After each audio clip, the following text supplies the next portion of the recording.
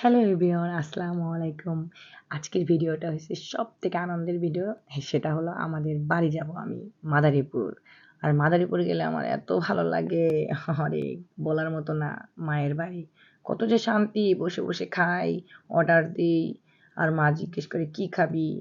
এই শান্তি বেশি দিন থাকবে না। মা চলে গেলে আর কেউ জিজ্ঞেস করবে না, গ্রামের বাড়ি যেতে বলবে না, যাওয়ার মতো জায়গা থাকবে না। আর অন্য মার কথা তো বললামই না। থাক, সেটা বলার দরকার নেই, সেটা আপনারা বুঝে নেন। আর দেখলেন ট্রেন গেল আমাদের মাওয়া দিয়ে, আর পদ্মা সেতুতে উঠলে তো মনে হয় বিদেশে চলে আসছি ভাই। রাস্তাঘাট যে এত সুন্দর, এত অময়িক, বলার মতো না। আর সবথেকে বড় কথা, দেশের বাড়ি।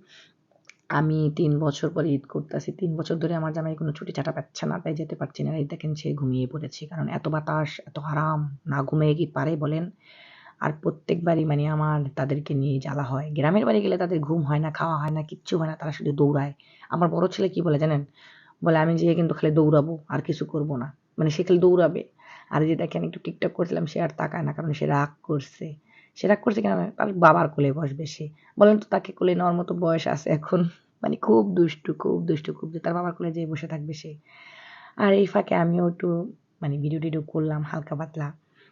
ভিডিও তো ছাড়তে হবে। আর এই যে দেখেন সে একটু ঘুমাচ্ছে, ঘুমাচ্ছে, ঘুমাচ্ছে, ঘুমাচ্ছে। আর মনের মধ্যে আমার যে এত আনন্দ, কি আর বলতাম। বাড়ি যাইতাম, বাড়ি যাইতাম, বাড়ি যেয়ে যে দৌড়ামু, আমিও পোলার মতন দৌড়ামু। নিজের গ্রামের বাড়ি, ছোটবেলার চিহ্ন আছে, স্মৃতি আছে, কত মানুষ আছে। আমি যে গেলে কত মানুষ আমাকে দেখতে আসে, আমার খুব ভাল লাগে। আমার একটা কাকি আছে যে আমাকে খুব ভালোবাসে। আমি যদি তাকে দেখতে নাও যাই, সে অনেক অসুস্থ। কুরে, কুরে আমার কাছে আসে। "তুই আমার কাছে কেন গেলি না মা বল?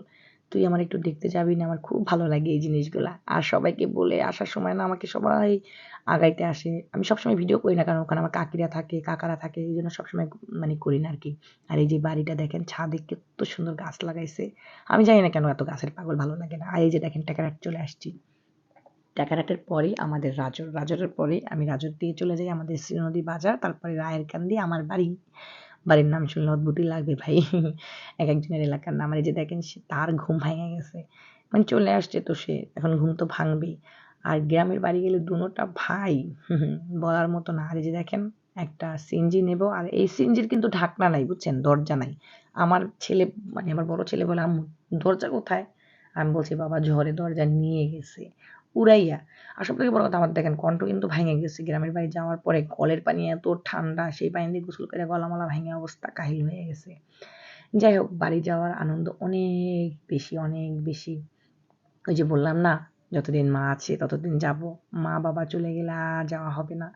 আর বাড়ির জামাই ফল মিষ্টি না নিলে কি হবে বলেন? সে ফল মিষ্টি কিনতে গেছে। আর এই যে দেখেন চলে আসছি বাড়ি। এখন সবার ঘরে, ঘরে যাবো। বলবো, "কেমন আছেন? কেমন আছেন? কেমন আছেন?" এটাই খুব মজা। সবাই আমাকে খুব ভালোবাসে, খুব আদর করে। তো বাড়ির অনেক ভিডিও নিয়ে আবার আসবো। তো সবাই ভালো থাকবেন, সুস্থ থাকবেন। আল্লাহ হাফেজ।